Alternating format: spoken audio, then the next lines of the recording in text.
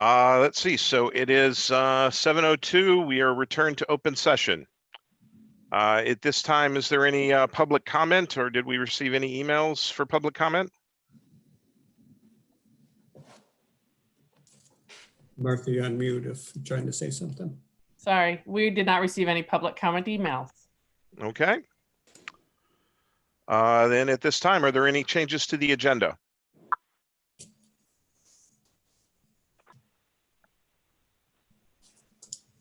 All right, if not, the next item on the agenda is the superintendent report. All right, this is the time when typically you have an opportunity to shake the hands of a whole lot of students who have earned student achievement awards. Actually, tonight it's in both the second and third trimester because the second trimester was also changed because of our pandemic at that point in time. So what we have is we have this all for you virtually. Unfortunately, we don't have real students lining up or showing up. We know we can't do that with physical distancing, but we do have a list of the awards and the award recipients. So that's going to scroll for us now for a couple minutes.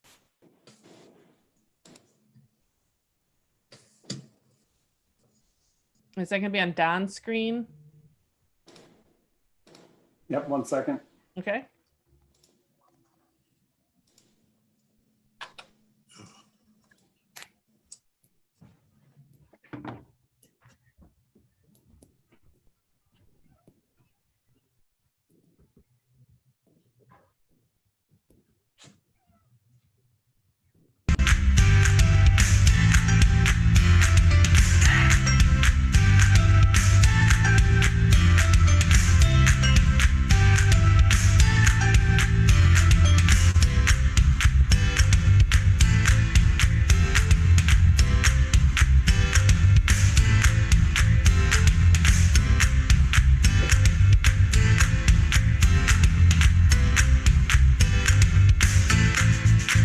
Don, stop.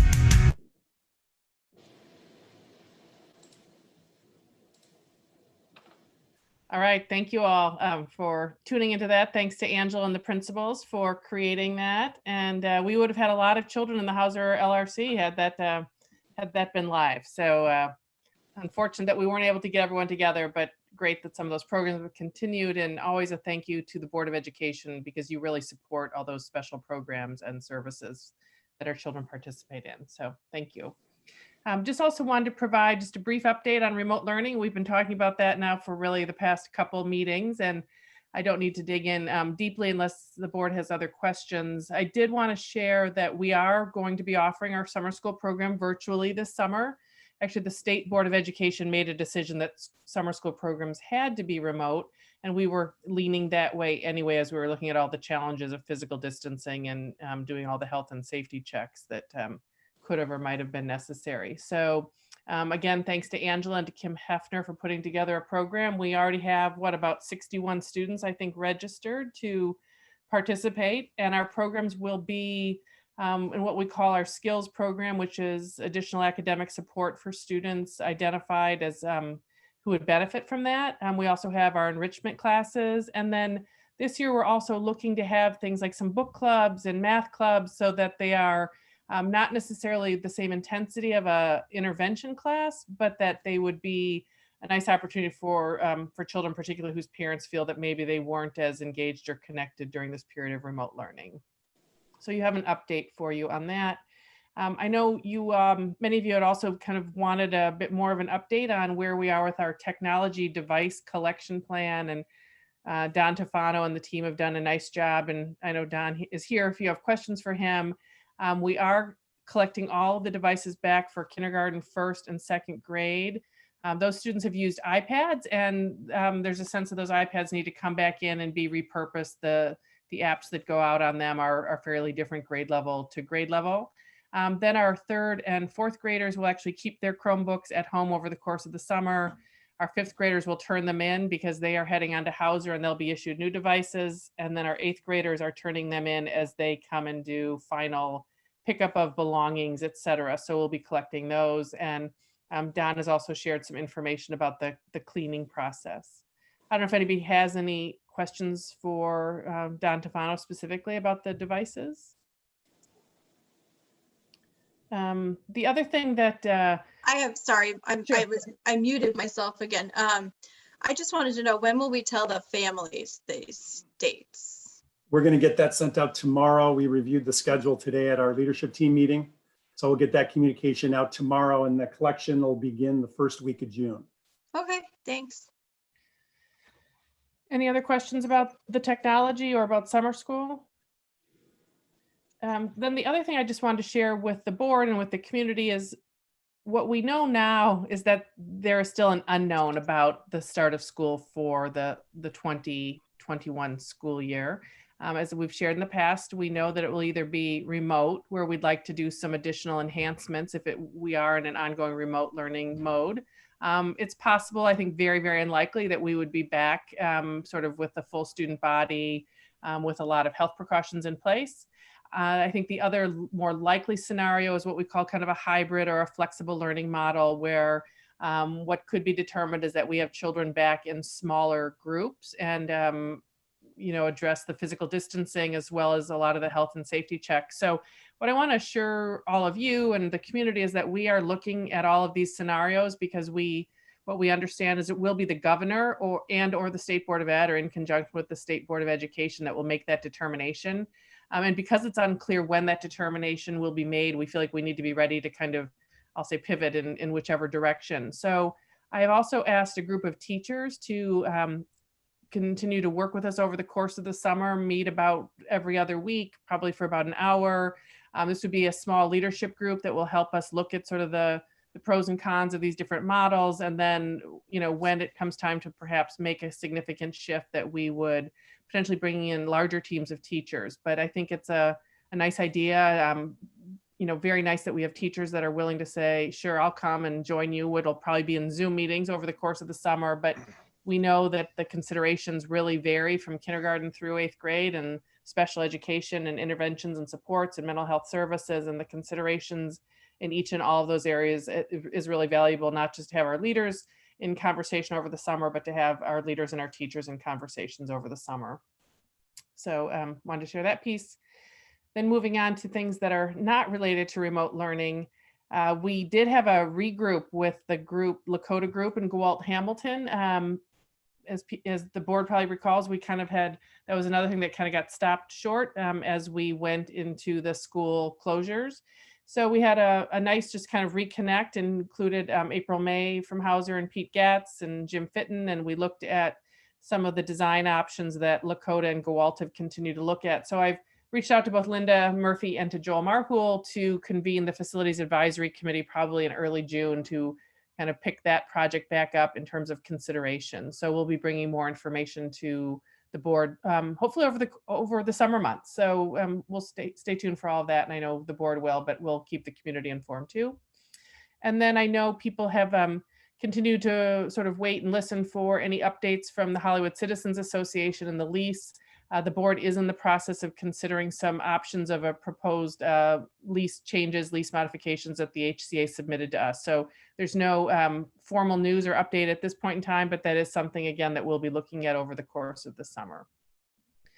I also just wanted to share, this is an annual recognition and update, but thanks to Pam Shaw and the special education team, we continue to get the meets requirements and the highest level of meeting all the necessary requirements under the Individuals with Disabilities Education Act, and certainly indicates that we have programs that are in compliance, but are also really high quality programs for our children with special needs. So that is no small feat. When we say meets requirements, it seems like, well, shouldn't we always meet requirements? But sometimes that's a hard bar to meet. So I am really pleased with the work that our team does in that area, and thanks to Pam.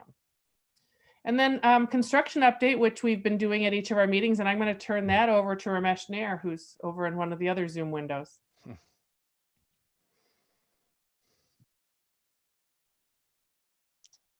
Ramesh, you're on mute. Ramesh, you unmute, and you should be able to share your screen. There he Okay, is. there he is. Okay. There we go, and there we go. Okay, can you see my screen? Not yet. And how about There now? it is. So it's coming There up. we go. Yes. Okay, just a couple of move it around here. Okay, so I'll start with the construction updates. So finally, we got a few dry days, and that allowed us to start steel erection at Ames. It's been a start and stop kind of a process, and we are about 1 day short of finishing the basic steel installation, and the masons will come back and begin once again. So it went in pretty quickly when they had the time and the sunny days that they could work on. And the basic outline of the new addition can be clearly seen now.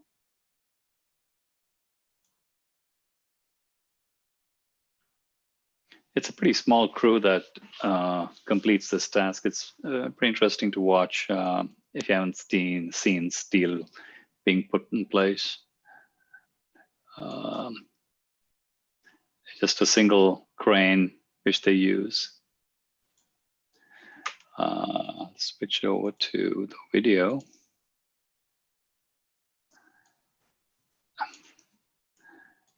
Is my video playing?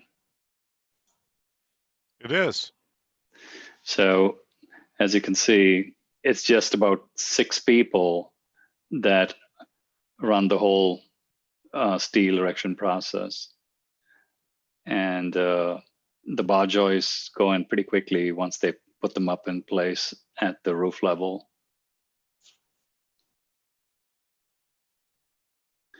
That's one of the videos. Then you can see the bar joist being hauled up in place.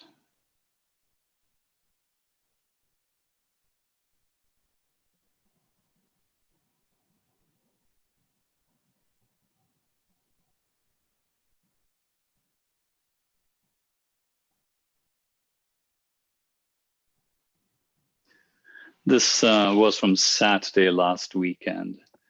They decided to use the better weather to work on the Saturday.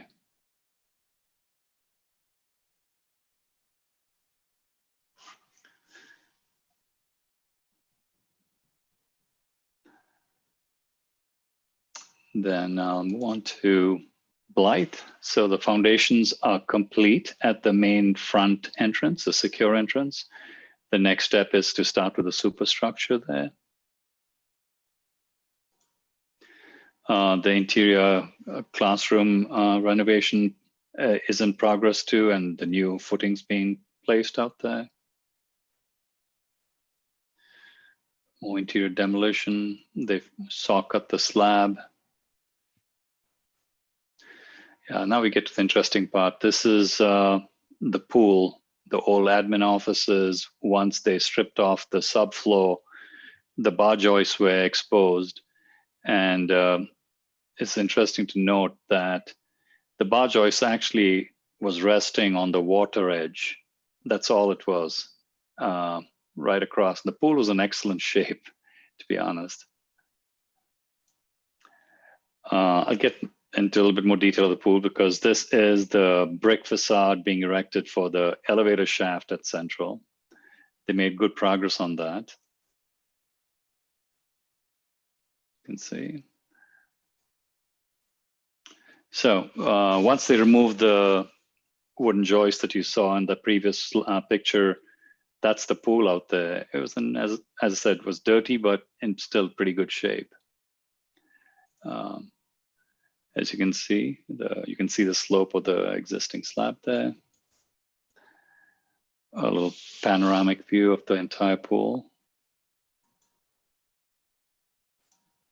And interestingly, you can see the mosaic tiles that they had used. I mean, all this was hand done, I don't know, 80 years ago.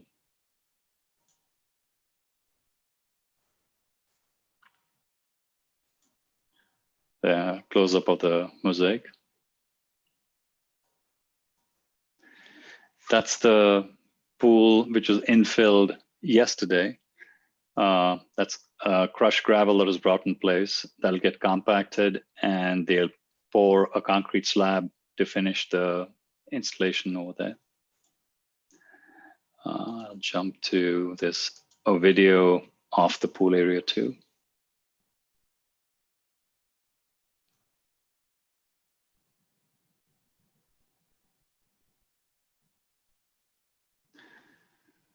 I met Joel out there too on Saturday, so he had a tour of this pool as well.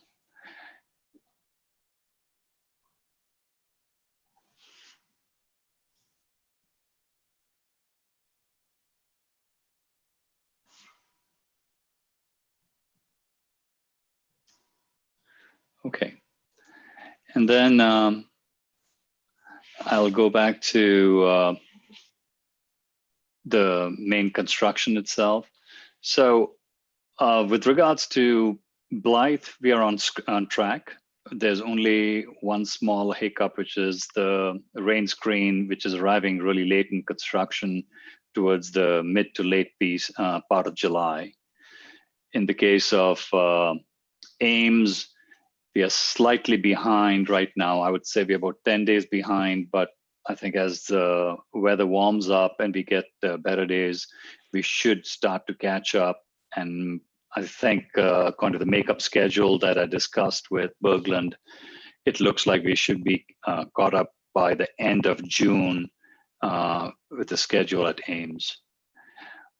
Moving on to Central, we are actually ahead of schedule. We've really made good progress there. We did find a hidden condition a couple of days ago, which was when they were completing the demolition. They noticed a sanitary pipe underground that was blocked.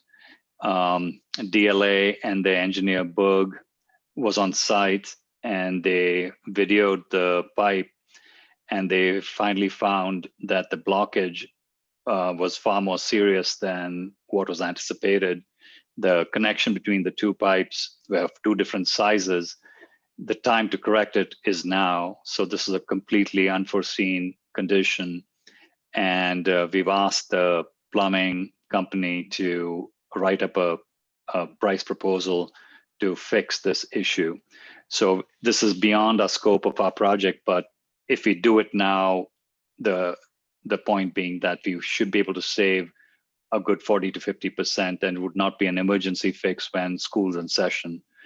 It does involve saw cutting the concrete slab, exposing the pipe, replacing the pipe, and then replacing the concrete slab. So this is a side project that will take place, but we're going to draw the money for this from our retention that we have for the project. We are not asking for any additional monies at this time. We intend to work within our budget, even though it's outside the scope. Hollywood, we've just begun construction, demolition. We've just finished, the mobilization took place earlier last week. We just begun demolition activities out there, and I'll bring photographs on that at the next meeting. The next item is the GMP, the guaranteed maximum price. I believe this was included in the board book. Actually, that's on the agenda, Ramesh. This was just kind of an update on the construction. Okay, So I we can have- pause on that then. Okay, All right, thanks. let me release the screen back. There you go. All right, then that's it for the superintendent's report. And next would be the consent agenda. Although I guess that's Dan, that's for you to say, right? Yes, thanks, Martha. All right, yes, as was mentioned, next item on the agenda is the consent agenda. Can the board secretary read tonight's consent agenda? Yes, sir. So tonight's consent agenda is various minutes from previous sessions. So we have the April 15th, 2020 minutes of closed session, the April 15th minutes of regular session, the May 6th minutes of the first closed session, the May 6th minutes of the special meeting open session, and May 6th meeting of minutes of the second closed session. The personnel report as presented, the 2020 school year 2020-2021 staff appointments, the non-union salary recommendations for the 2019-2020 year, payables pre-list as of April 30th, 2020, payables pre-list as of May 20th, 2020, the policy 6:50 school wellness, and approval of holiday administrator / district office non-union support staff. And that is it. Okay. So was there did a board member wish to remove any item from the consent agenda? Yes, could we remove item number 4, the non-union salary recommendations for 2020, 2021?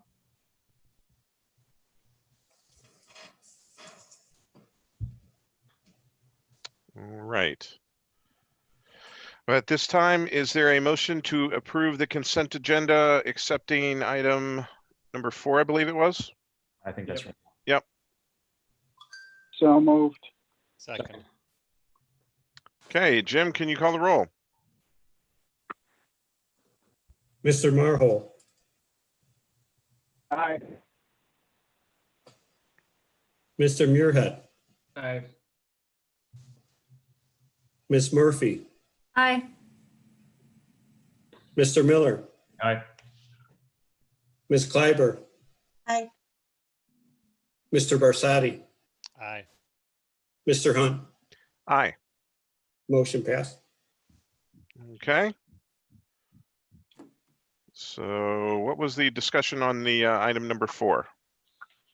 So I guess I had the same concerns about the raises for the non-unionized staff that I had for the administrators. Not that the employees are not excellent and dedicated employees, they are. The typical raise in this set of raises is about 3%, which I think in ordinary times is totally reasonable, especially given the quality of our employees. It's just that we are not living in ordinary times. As everyone knows, these are really extraordinary times. We are going through severe economic disruptions. And at this point in time, I think we are very uncertain about how that's going to affect our revenue. And also, I think we're uncertain how it's going to affect our expenditures. Martha mentioned in her report that there may be some changes that we have to, do with next year's school year. And it's conceivable to me that those might require more expenditures. We simply don't know at this point. And so I think a more cautious policy at this point would not be to freeze salaries across the board and not to grant any raises for 1 year, and then we can take stock in a year. So that would be my recommendation for this group of people, as well as it was for the administrators last month.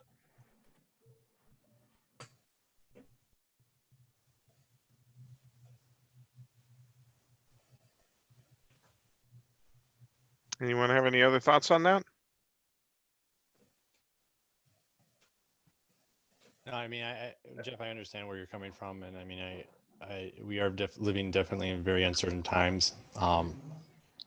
However, I mean, I couldn't fathom giving not granting these salary increases based on because we've granted salary increases to the other staffs, and I don't think it would be fair to them to do the same thing. So. I mean, a lot of things were already put in motion before this, and while some organizations are giving freezing pays, some people are going forward with what they've already committed to.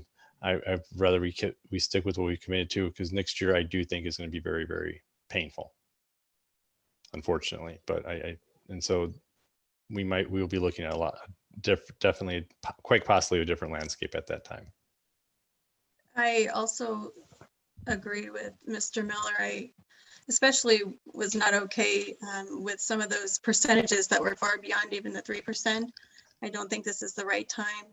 And I think this needs to be looked at a future date, same as what we had that discussion last time. Some of these percentages were way above, so.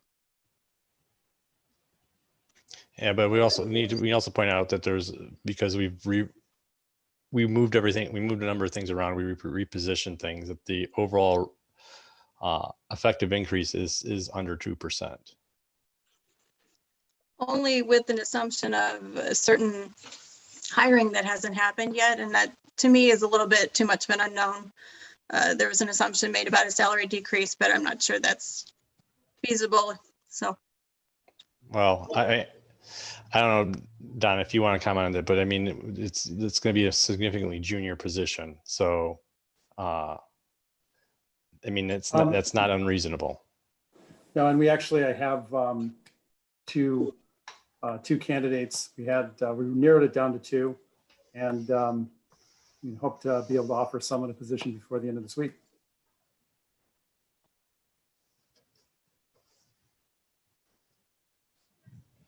Yeah, I guess I'll just throw in. I'm okay with it in general. Just I don't disagree with the other side of it. I think these are because we don't know. I'm not sure we stifle everybody on raises because of the unknown. Whereas next year we kind of anticipate that there probably or likely will be a very different scenario with our finances right now. I think supporting our staff is really the right way to go, and being consistent with the decision we making across the different ones. I think both of us are being consistent in the opinions there. So I'm still okay going forward with it, but I don't disagree with the opinion of freezing salaries at this point.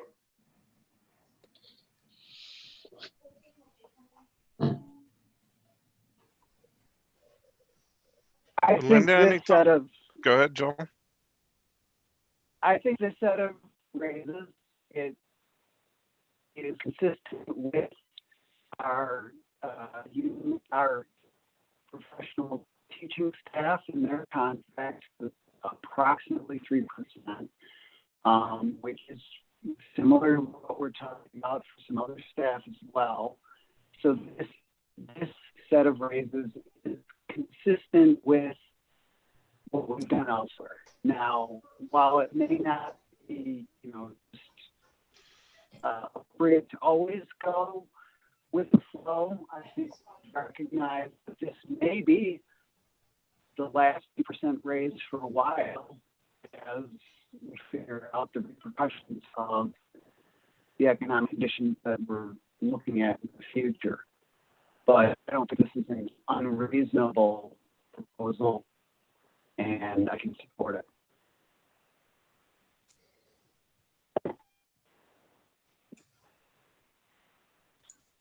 Linda, any thoughts on that? No, I hold the same position as I did for the last meeting. I hear Jeff's point completely, and I understand it. However, I'm comfortable with the raises as proposed. I don't think they're they're in line with what we've been doing for everybody else. So I'm comfortable with moving forward. Yeah, I would agree as well. I'm not unsympathetic to Jeff's point and arguments. I think it's been stated previously that revenues to date have not seen an impact to this yet, given the past practices that we've had to date. And in the interest of fairness, I think we should move forward with these as presented. I think as has been stated, we anticipate next year may be a different story, but until we're there, I don't see a reason to change course at this point. Okay. Is there a motion to approve the non-union salary recommendations as presented? So moved. Second. Jim, can you call the roll? Mr. Barsadi, Aye. Ms. Kleiber, No. Mr. Marhold, Aye. Mr. Muirhead, Aye. Ms. Murphy, Aye. Mr. Miller, No. Mr. Hunt. Aye. Motion passes. Thank you. I just want to make one note. I realized the agenda item said recommendations for 2019, 2020. It should say 2020, 2021. So we'll make that reflection clear in the minutes. And I'll just add one other anecdotal comment. I know when you have an opportunity to look at the entire budget, we'll see how all these different employee groups fit together in terms of our budgetary goals and needs, that we have made some other adjustments. There's the departure of one of our administrators that we will freeze that position, and that's Jason Smith in our instructional technology coordinator role. And we certainly look carefully at our retirements, et cetera. So we have some other areas where we're going to be able to offset this. So, but I certainly appreciate where everybody's coming from and realize that this is a challenge as we move into a new school year. So thank you.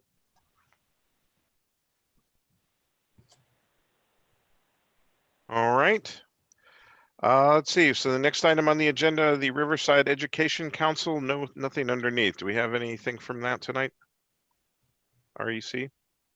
No, I don't think so. Yep. Okay. Next then is board member comments.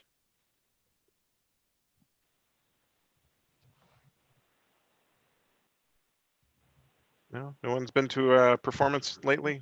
Perhaps not. No. Okay.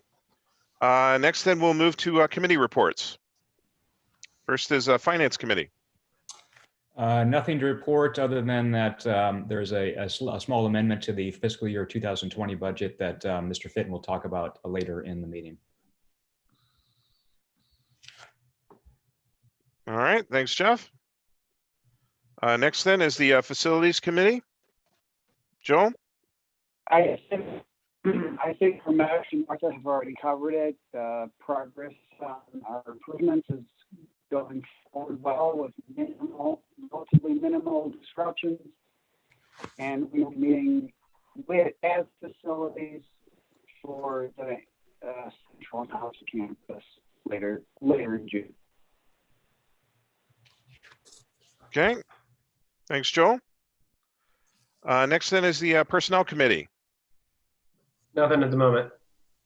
Okay. Then the Educational Committee. Just that people can check out the remote learning updated survey information. I would still encourage people, there wasn't a ginormous amount of people that, forgive that word, responded to the survey. We maybe had over 100 and some people, but overall they were satisfied for the most part. But I'd still encourage people to write in and let them know if you're having a good time, if you're managing, and or if you have challenges, to let the district know, because we'd love to hear from them. So that's it. All right, thanks, Sherry. So I think on, maybe throw this to Angela, I think from last meeting, you said we were going to do like a post-school year follow-up or something, if I remember correctly. That is correct. So Yeah. we will next week send out another survey to parents and staff, and then a survey to students as well, to do end of remote learning take on how things went and where improvements can be made. And again, I'd mentioned last time, and we'll repeat it now, we'll use that information as we're working towards our plans for the upcoming school year as well. I'll ditto your comment, Sherry. Hopefully we'll get more than 100 and whatever people, seeing as how our district is bigger than 100 families. It's hard. I don't blame them. We've got daily Yeah. check-ins for every subject, and especially if Yeah. you have multiple children, you're checking in for each child, and it's a lot. There's a lot of things going on, so I totally Yeah. understand that. But yeah, if they have an exceptional experience or even a regular experience, I think it's good for them to speak up and Yeah. let people know. Absolutely. Need the feedback. All right. Let's see. So next item on the agenda is old business. First item is the fiscal 21 budget items And I requiring. think you, Yeah, I think you skipped over policy. Yeah, oh, I'm sorry. I did. My apologies. Was that intentional? I don't blame you, Dan, but fortunately, no, I have nothing to update your report on. All right. Thanks, David. Sorry. Sure. Okay. Next then is old business. That's the fiscal year 2021 budget items requiring advanced approval. Potential action item. Is there a motion to approve the budget items requiring advanced approval as presented? So moved. Second. Is there any discussion? No, not for me. None for me. No, none for me. Okay. Jim, can you call the roll? Mr. Barsadi, Aye. Ms. Kleiber, Aye. Aye. Ms. Murphy, Aye. Mr. Miller, Aye. Mr. Muirhead, Aye. Mr. Marhol, Aye. Mr. Hunt. Aye. Motion passed. Okay. Next item under old business is the Ames School Playground Final Plan. Potential action item. I think Wesley was going to share a little bit about that. Oh, wait until discussion. Well, should we move to vote, or did we want to have the discussion first?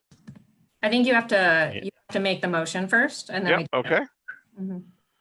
All right, is there a motion to amend the construction manager agreement with Berglund Construction Company, approval by the board on October 16th, 2019, by approving A1A? Wait. Yeah, You skipped ahead. you skipped Skipped ahead. ahead? Yeah, I'm sorry, Number okay. two, number Yeah. two. number 2. Okay. Yeah, you're right. I am going on the wrong thing. Okay, sorry about that. So, okay, then is there a motion to approve the Ames Playground action item as part of the Berglund contract? So move. Second. Okay, and I guess we'll have discussion. All right, so I'll kick this one off. I think as I was thinking back on our last meeting, the way that I approached that, it might have been a little bit confusing. So I thought I'd start off here just to tie this together. So essentially the design in front of you is the exact same design as last week. So I thought I would just kind of explain why we're doing this again. So that design was the design that we came up with Imagination, the vendor that we approved last go around, but the playground committee didn't have an opportunity to really look at that and like kind of vote and put their final sign off on it and make sure that that was the firm and final vision that they had for it and everything. So we went back last week to that committee, and DLA took the feedback pretty clearly from last meeting, pretty quickly actually, and was working with Imagination and came up with 2 additional designs that we reviewed with the committee, all of them below the amount that the original amount, and then the amount, I think 175 or whatever that we approved. And just to look at the spacing and the type of equipment that would fit in there without the zip line, and then with a double track zip line. I think it was very clear once you saw the images of the double track, you had to remove a lot of equipment. It took up even more space. I think, at least for me, it was very apparent like that wasn't really a good option. The primary concern, I guess, that I had was we had a little bit of discussion around having that like car seat looking thing versus the rope disc attachment on there. So the design in front of us today is the exact same thing that we talked about last week, except there's a rope with the disc instead of the car seat on it. And it's the same 100, and Ramesh actually did a really good job with the memo of kind of like walking through the different steps that we took in this process. And so we're at 162,723.80, very specific. That is going in there. And so essentially the committee looked at it. We put a really nice like rope style climbing equipment in place of the zip line. And then, like I said, we did the double track, and everybody kind of agreed that the double track took up too much space. The climbing equipment was nice, but looking back at the feedback of the parents, the staff, and the kids, most importantly, zip line, thinking back to that tree word cloud that we had, was like the most said word, I guess. It made it the biggest word that stood out, that got repeated the most during those feedback sessions. So that's why this is back on the agenda today. We wanted to go through and just make sure that if we're going to spend this amount of money, that this is actually what we wanted. And the playground committee voted, I think it was 10-2 on this option over the other 2 options. And then we also had a color scheme vote that won out, not quite as broadly. I think it was like 7-5 maybe, on putting the equipment in with the school colors, which is kind of like a blue spectrum type thing versus like a natural, or I don't remember what the other option was. There was some orange in there or something like that. So that's why this is back on the agenda today for final, but also why it doesn't really look a whole lot different. But we do have the buy-in of the 12 folks that are Ames specific staff and parents. The Hollywood folks didn't join on this one, though.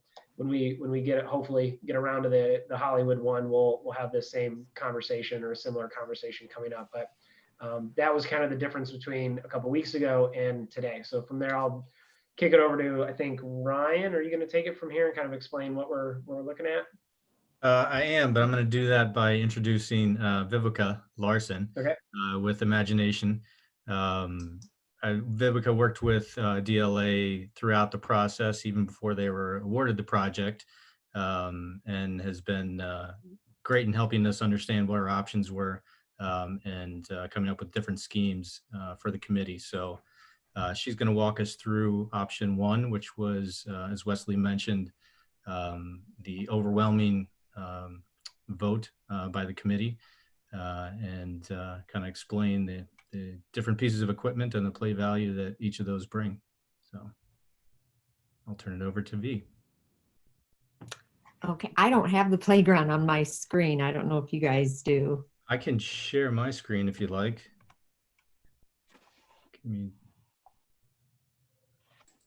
Everybody should have the ability to share their screen. Yep, let me just.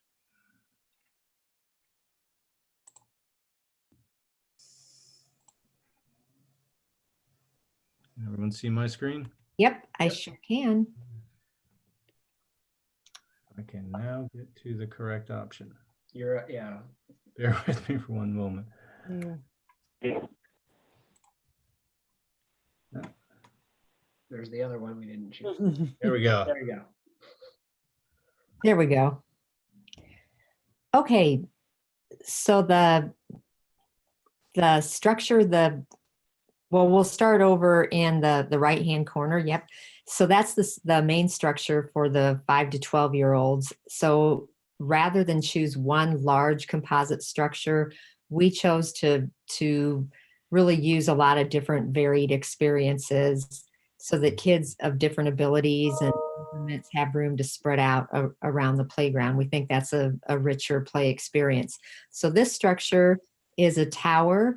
It has a slide at a 9-foot deck. It has 2 routes to access the upper deck. There's one accessible, pretty easy graduated climb. And then there's an alternate little tower that kind of juts out from the structure that has a really interesting kind of belt climber inside. That's a challenging and adventurous climb to the top. There's a traditional slide. There are a lot of different play panels inside, and on top there are some kinetic little like sun catchers, brightly colored sun catchers that kind of wave in the wind and cast colorful shadows on the rest of the equipment and on the ground. So it's kind of a conversation starter about kinetic energy and wind energy, and just really attractive and interesting. That the structure is linked to a sphere web climber, and so we're still getting the rope climbing experience in there that can accommodate a lot of different kids. Climbing in nets is challenging and engaging to kids, and actually helps develop math skills. So going from that over to, let's go to the play cubes, Ryan. So this is a play cube. It's a sculptural climber. It's really versatile. Kids can climb in, through, up, above, inside. It can kind of be like a little hideout feeling, although the holes in it are large enough for easy supervision by caretakers. So even though kids feel like they're in a cozy, enclosed place, it's really easy to supervise them inside. It's very cool looking too, just really sculptural, wonderful open-ended play. Then we go down to the Zipline, which, as Ryan was saying, was the overwhelming desire of the kids, and it really doesn't need any explanation. It's that, the thrill of motion, the quick ride, the disc seat, kids can stand on it or sit on it. So it's pretty versatile in that way too. Then over from the zip line, we did manage to get in a couple of traditional swings. It's a really tight space, and swings take up a lot of space, but at least we have room for a couple of them there. And then right in front of the swings, we have the accessible whirl, which is a merry-go-round that a child in a wheelchair can wheel onto. It can actually accommodate 2 wheelchairs or 1 wheelchair and other children. So we kind of feel like with the swings and the zip line and this accessible whirl, we are trying to address the need and the desire for motion. So it's a great piece. Over to the left of that, we have something called the Chattery. It's a little playhouse.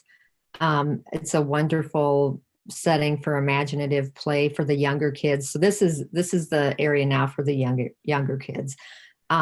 There's a lot of really cute graphics on the Chattery Playhouse, as well as 2 wide counters that can either be used as benches or counters. A great place for to bring other loose fill materials out. Kids will pretend it's a kitchen or a workshop. The spacing in the Chattery is also wide enough that a wheelchair could wheel inside. So it's another great accessible activity. Without what I think is really nice about this playground, we're providing a lot of accessible activities that aren't singled out so that only children with special needs feel like it's inviting to them. And speaking of special needs, we've really provided a lot of different experiences for varied special needs. We know we're not just talking about kids in wheelchairs. So like kids on the autism spectrum, we have some challenging equipment like the rope that requires concentration and is physically very challenging. there in the middle, Ryan, let's go to the Dune Tracks. This is a balancing event. So unlike just a balance beam, it's a wavy surface and there are handrails. So it's a great way for kids to practice their balance, and they can be a little more daring and not use the handrails, or they are there for children who maybe need some extra support with walking, but it's a good activity for training balance. Then over in the corner, we have a structure for 2 to 5 year olds. So this is more of a traditional climbing structure with age appropriate challenges. There's a straight slide and a curved slide. The slides are at a 3-foot deck and a 4-foot deck, and there's a little rock climb activity.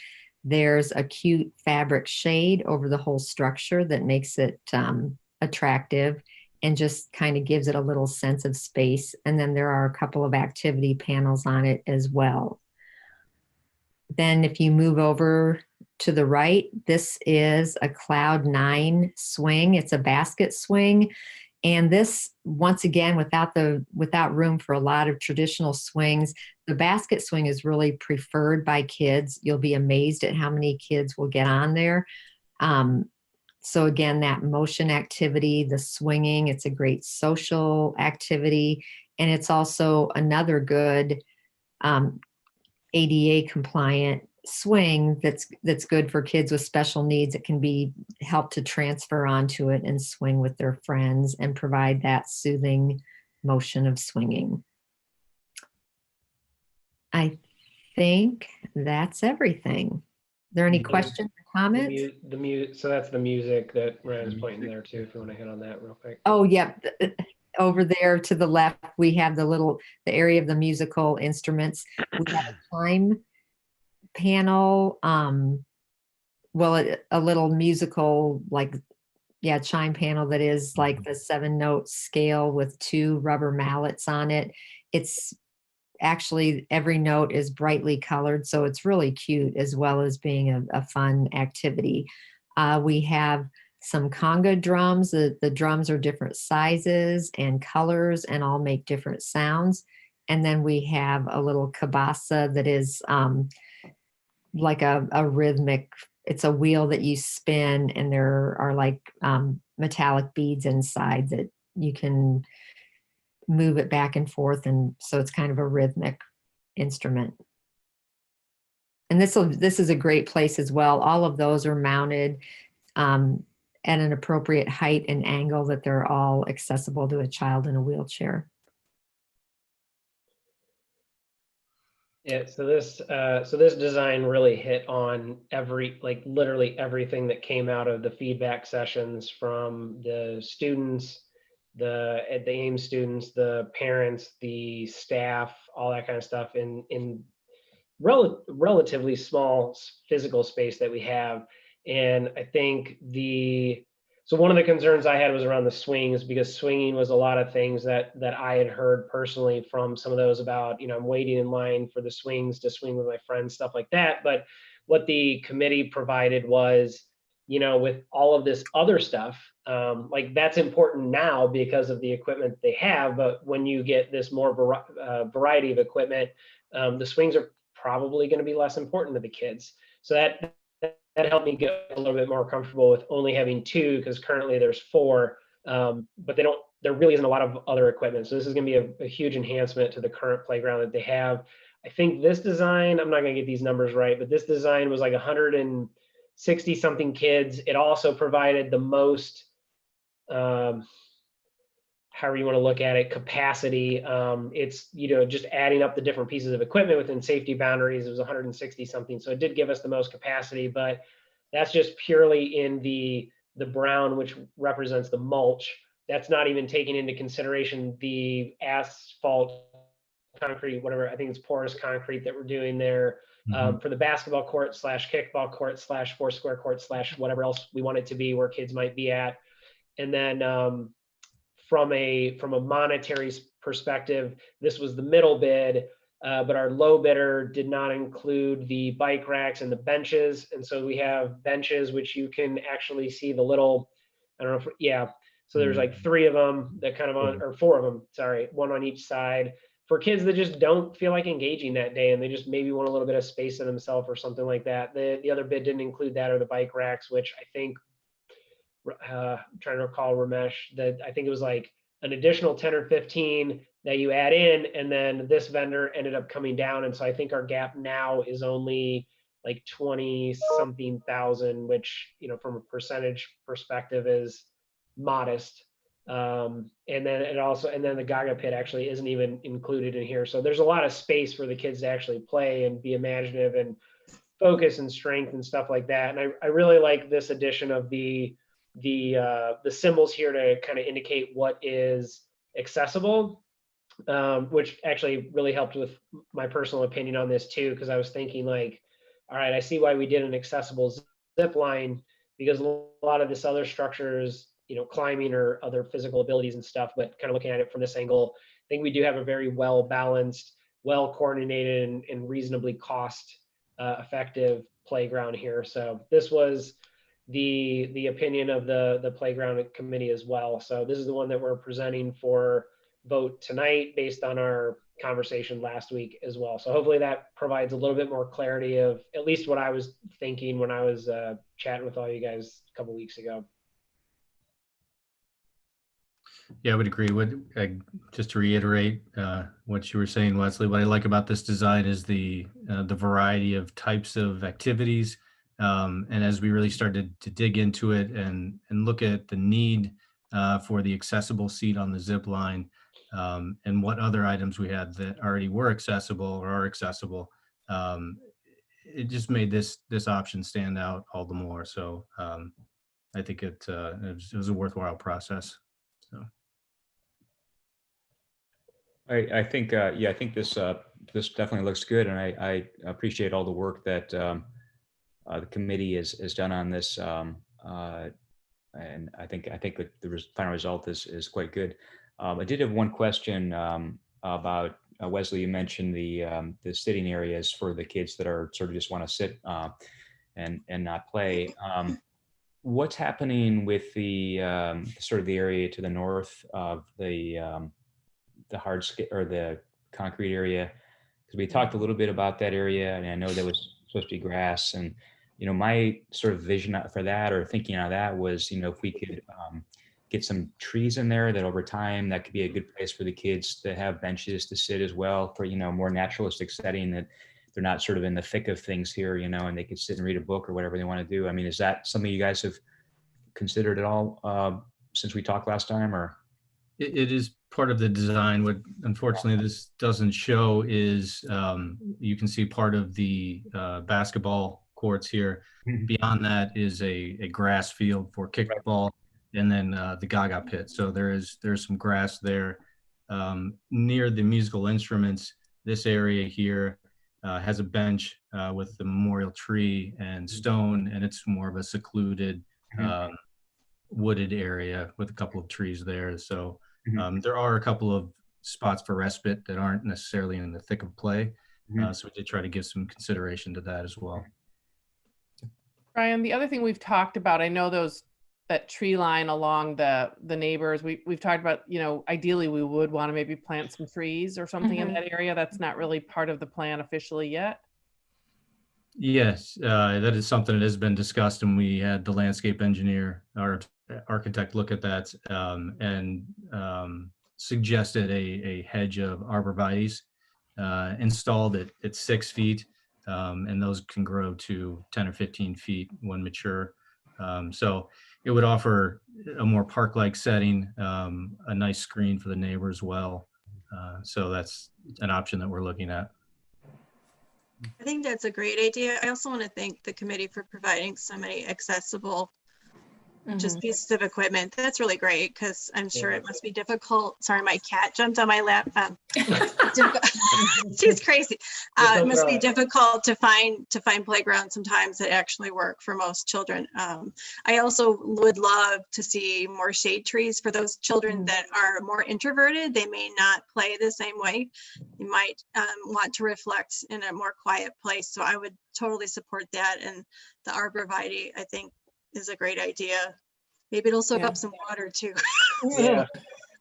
Yeah, I second what Jeff and Sherry were saying about the trees on the other side. I know that's maybe not part of this phase of the playground, but even if it's something the PTA or somebody wanted to, a project, plant a few trees. Oh, that's a good suggestion, Linda, actually.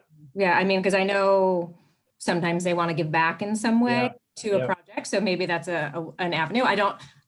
I don't know what's on that side and if that's even possible, but it's just an idea to throw out there. But I do like the idea of, maybe not right now, but as this playground is lived in, to create that, because I do think that's Yeah.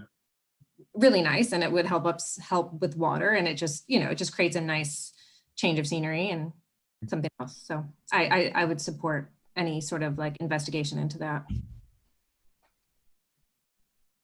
I agree with you too, Sherry. Like, actually, I did not realize how accessible this actually was until all the icons got thrown on here. And that was the first thing I thought of, is like, wow, this actually is a lot more accessible to a variety of students than I initially thought of. So I'm thank you for putting that in there, Ryan, or whoever did that. That visual really helped, I think. So. And I'll expand on this too. Like, we're not talking about Hollywood right now, but that was very much part of the planning. We weren't able to conclude the lease agreement and everything because we don't control that land right now. Hopefully we'll be able to figure out a solution. But what I'm actually hoping is, through this process, it makes that conversation a lot easier, because they didn't really have a significantly different design. The space is a lot different, so that there were some constraints with that. But as far as the pieces of equipment and the design, there was a lot of similar conversation with that group as well. So hopefully this is a good preview into what hopes to be a Hollywood playground in the future as well. So hopefully, as we kind of talk about this one, thinking about that one, they're not completely dissimilar. So hopefully that makes that project a little bit easier when we actually get to it. Right. And I'll interject too, the other thing, and I know it's very preliminary yet, but the Central Hauser campus visioning, has some ideas around how to really take the same number of required parking spaces, consolidate things more, and add some play equipment potentially to the back, what I consider the backside of the Central Hauser campus too. So I think there's an opportunity that's getting started here, but really has an opportunity to impact the other elementary schools as well. And we know that Blythe Park has the access to the park, the park district land and play structures there. Yep. It's exciting. Yeah, looks great. Yeah, I just had, this is more of a building management issue, but I just would like to encourage the principals or whoever's managing recess, and managing recess is not easy. I've managed large groups of children before, but I'm hoping they'll give them some flexibility, that they're not forced into one part of the playground or another, that they really do have some freedom to choose what pieces of play work for them. And it's not easy. I don't envy the people watching all the children for every minute of the day, but I'm hoping that, I know our principals care about that, and I'm sure that'll be part of it, but I want to encourage their planning coming forward, that they would consider giving children as many options as they can in a safe way. So yeah, I think that's a good point. I'm going to defer to DLA on this one, but I think that largest piece of equipment, which is the tower that we first talked about, it was like the official capacity is really high on that. It was like 50 or 60, or maybe I'm over, I don't know. It was a lot of kids that could actually get on that. Mid-30s. I'll defer to Vivica. She would probably know better than I, but yeah, I think it was in the mid-30s, if I remember correctly. 30s, okay. I was just trying to look it up, but it really is, with that net climber, there's a lot of capacity for a small footprint. You really, from this rendering, you don't get really with the different levels within that tower, how much space there is for a lot of kids. Yeah. So to your point, Sherry, I think that this does offer a huge amount of variety for kids on any given day, how they're feeling or what they want to do and stuff like that. So it does right. seem like I'm just hoping they have free reign to like the north side and the side. You know what I mean? Not that those pieces of equipment are great, but just that they have those options, that they won't kind of cord them all into the corner of one spot. Just really let them use the playground to its full advantage to can handle so many children. So yeah, exactly. It's a good point, Vivica. Yeah. Sorry to interrupt. The capacity is 51. Wow. Yeah, I knew it was pretty high because I was like, Yeah. really? That's impressive. Yeah. Great. But on the other side, also looking at early learners, because this one's a little unique because the early learners are moving there with the addition. We've got some pretty good capacity for the current population of children that we're aware of with those two pieces to the far left, and then they can also use the balancer. And so that middle part, I think Ryan, maybe you mentioned, because we have to do mulch instead of the whatever that rubber was we were using. Rubber, we couldn't do like a divider line river type thing or whatever like we saw in one of the other proposals. But if you think about a line being kind of in the middle diagonally here, it really kind of goes to the younger to the older, like younger to the left, older to the right. So it really does have some very diverse features to it that really placate to all the different student populations that we have. So I personally think the design looks really good, and I think it was very well thought through by the folks that put it together. So I'm pretty pleased with it. Hopefully you all are too. Okay, is there any more discussion? Oh, it looks great. No, it looks really good. All right, are we ready to vote? Yes. Okay, Jim, can you call the roll? Mr. Bersadi, Aye. Mr. Murhol, Aye. Ms. Kleiber, Aye.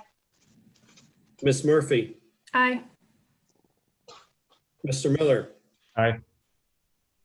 Mr. Muirhead, Aye. Mr. Hunt. Aye. Motion passed. Okay. Let's see, the last item under old business is the approval of the amendment for the construction manager agreement with Bergland. Is there a motion to approve the amendment to the construction manager agreement with Bergland Construction Company establishing a guaranteed maximum price for various school construction projects? So moved. moved. Second. Two of each, Jim, that's just a record. pick a name. Yeah. Easier virtually than it is in person, isn't it? I have to put it on slow motion when I watch it later. All right, is there any discussion? Ramesh, anything further to add on this? Not really. I mean, after I'd outlined it the last time, the only change really is the playground equipment number has been changed in there. And we still are in line to recover the savings that we had discussed the last time. The only issue that I foresee is issues that are outside our scope, like what we found 2 days ago, the sanitary pipe modification. Now we're going to work within our budget right now, even though it's outside scope. The key to this is we are still looking to finish this project in the middle of August. So we are racing towards that goal. Ramesh, correct me if I'm wrong, but that sanitary repair is being covered by the contingency, correct? Yes, we are working through our contingency on that. But strictly speaking, it is totally outside the scope of this project because it's more towards Hauser than Central. But I still feel at this time we should cover it under this budget rather than asking for additional funds. I think we're going to make it work. And that's a fair statement. I think to note some of the things you said, this guaranteed maximum price is very fair to the district. It allows us to recapture a significant amount of the overtime and subcontractor allowances if they're not needed. So it is to our benefit. That's correct. And we ran this past Brian Crowley as well, and he was in agreement that the contract was fair. And I'll just add, anybody that didn't watch last meeting, I think I think there was a great explanation to kind of understand where we are right now without regurgitating it. So thank you for that recap a couple weeks ago. Welcome. Okay, any further discussion? I guess I just have a question, more of a question, and it's not necessarily pertaining to this, but regarding the sanitary line. I know we're taking it out. We're looking at this contingency. I guess what's the I understand why we're doing that. I guess the question is this something that we should maybe include that costs? Should we maybe be including that as a cost that the district that's outside of this project? Because I'm concerned that if we eat up all our contingencies, there might be things that come up that we do need this for. That's absolutely correct. But at this time, we haven't seen our draws on the contingency go up significantly. Okay. So this would be the largest draw, the sanitary pipe replacement. I should have a better idea as to where we are headed towards this process at the next board meeting, because the next 30 days are pretty critical, because the demolition at Hollywood, Blythe, Central will all be complete. Okay. So we'll be out of the ground in those projects as well, and we should be able to reset our numbers and see where we're headed to. All right. I mean, I'm not trying to say we shouldn't be doing it, because I firmly believe we should be doing it, especially seeing that we've got everything there right now. Correct. But I was just wondering about my concern was the contingency. So absolutely. I'll have a better idea. We don't know the cost yet at this time. Okay. It was just discovered 2 days ago. Oh, okay. So once we get a final number, obviously, if it draws down significantly on our retention, Berglund would be within the rights to come and ask us to replenish the contingency. Mm-hmm. But at this time, we're not going that route. All right.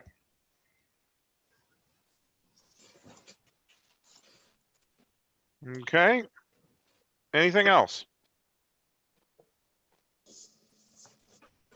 I have Matt Hutchinson from Berglund online as well. So if you have any questions to ask of him, you're most welcome.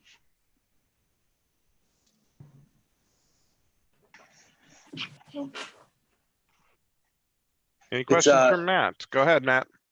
I was going to say it's 37 trucks of gravel to fill that pool. I know we were asking about it earlier in the meeting. So. Wow. It's a lot of rocks. Where did you get that earth mover inside of that area? I saw the photo that Ramesh shared. How did you get that in that area? How do you get that in the space there? They've got they removed a window that's right on the wood side side of the building. They've got a conveyor belt that's conveying the stone in through the window. I mean, there was like an earth mover. There's like a small, I don't know, the machine that's in there. Yeah. How'd you get that inside there? This guy. Say it again, Ramesh. You can look at my screen. You can see it.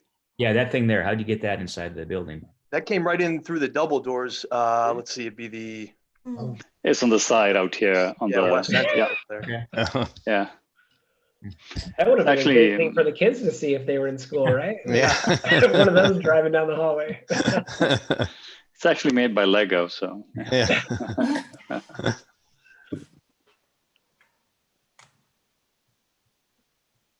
So. All right. Anything further? Nope. Are we ready to vote? Yes. Yes. All right. Jim, can you call the roll? Mr. Marhol, Aye. Mr. Barsadi, Aye. Ms. Murphy, Aye. Ms. Kleiber, Aye. Mr. Muirhead, Aye. Mr. Miller, Aye. Mr. Hunt. Aye. Motion passed. Okay. Next item on the agenda, we have a new business discussion for the amendment for the fiscal year 20 budget. So, the Illinois State Board requires you to amend your budget when you adjust your spending by significant amounts. And when we put the budget together and approved it last September, we didn't put the dollar amounts in for the capital projects. So that's meets the threshold of significant spending. So what I'd like to do is answer any questions tonight, but come back in June and get this approved, and then When we get our audit, you'll see the spending will line up a little bit better with the budget. Plus, ISB will be a little happier. We won't get that footnote. We didn't amend our budget. Any questions on it? It's a lot of paper, but it's pretty straightforward. We'll do a hearing next month and then vote on it, just like the budget we do in September. I just had one question about the federal grant funds that were rolled over. What was that for? I was a little bit of everything. I can get a list, but some of Oh, the it was cumulative for multiple projects then? right. Okay. So Jim, what's the bottom line in terms of the budgeted amount you're putting in there for the construction? It ties back to Ramesh's CIP from November. It was 19 million two, Okay. I think. Okay. And I don't think it relates directly to this, but I might take this moment. I've been curious a little bit with everything going on. If there's any specific call outs, as we had this staff discussion earlier and then in prior meetings as well. And some of the changes that have been going on that really nets out at fairly modest increases. I would just be curious with, like not having or not being able, unfortunately, to have like a graduation or the employee recognition event that we do each year and other things. Like, are there, the budget is the budget, but I would just be curious, like how has some of this impact actually netted us savings, so to speak, or like money that we expected to spend that we didn't spend, just as maybe a separate topic or just like a random, maybe part of the superintendent's report or something like that of how some Or of this stuff potential nets out. increased costs as well for something. Right. Yeah, Yeah. or Yeah, or like, that right. too, yeah. Yeah, we had to talk about that just even with the pandemic committee about, just mask purchases for our custodians and staff is an extra cost. It's not nearly the significant cost that construction is, but that would be good to see everything together. Yeah, just I'll get some bullet points together for next time.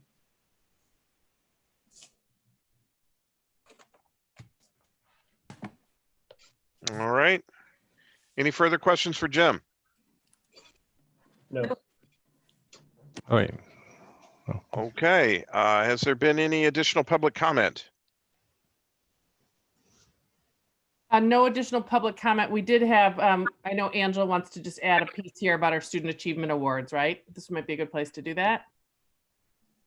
So we found out that there were 2 names that were inadvertently left off. My apologies for that. Happy we found out before the end of the board meeting. So I also want to congratulate Mara McGarry for Young Authors participation and Finley McKinstry for Young Authors participation.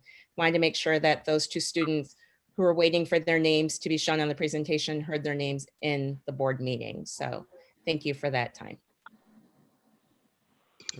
Thanks for the follow-up. Yeah. All right. Let's see. So the next item for future meeting dates. The June 3rd Committee of the Whole meeting currently is tentative, scheduled for 7 p.m. The June 17th regular business meeting is at 7 p.m. Board will enter into closed session at 6:30 p.m. if necessary, and return to open session at 7. July 1st Committee of the Whole meeting is currently scheduled for 7 p.m.